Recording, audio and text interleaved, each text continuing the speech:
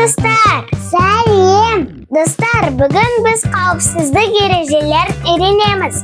Зарина, достар, сендер білесіңдер ме қауіпсіздік ережелерін үйде, мектепте, көшеде, аулада сақтау керек?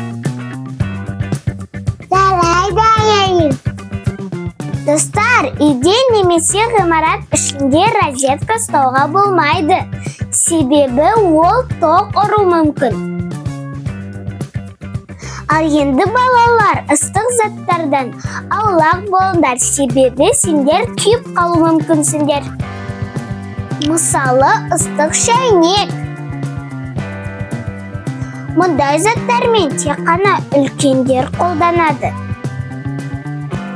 Балалар, жолдан өтерде бағдаршамның түсіне мұқият қараңдар. Қызыл шам – тоқтау белгісі. Сары шам – дайындалу. Ал енді жасыл шам жанғанда адамдар жүреді. Балалар, жолдан өткенде абай болыңдар. Балалар, сіріңкемен ойнауға болмайды. Ол ойыншық емес. Отпен ойнауға болмайды, ол өте қауіпті. Егер өрт шықса, бірден үлкендерге айт. Балалар, суға жалғыз түсуге болмайды, тек үлкендермен бірге. Терең жерге барма. Жүзу білмесең, батып кетесің. Жүзу білмесең, құтқару кеудешесін киіп ал, ол сені қорғайды. Балалар, бейтаныс адам сені шақырып жатса, оған барма. Бір нәрсе беріп жатса, оны алма. Онымен сөйлеспе, онымен бірге ешқайда барма. Бірден анана немесе әпкеңе айт.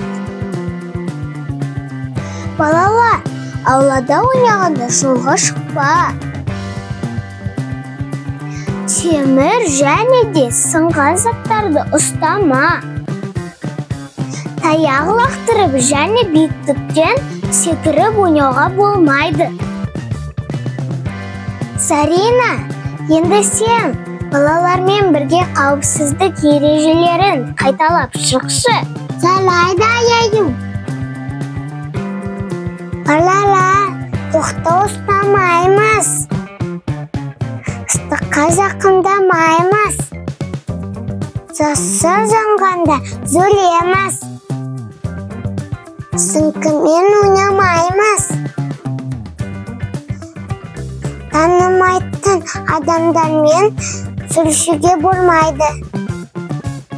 Сумен ойнама.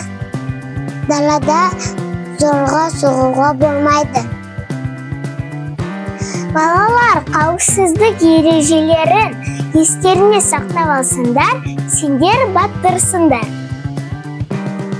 Достар, бүгін біз қауіпсіздік ережелерін үйрендік. Ең бастысы арнаға тіркеліп лайк басуды ұмытпаңыздар. Томи ТВ арнасында келесі кездескенше сау болыңыздар. Достар, достар, қойып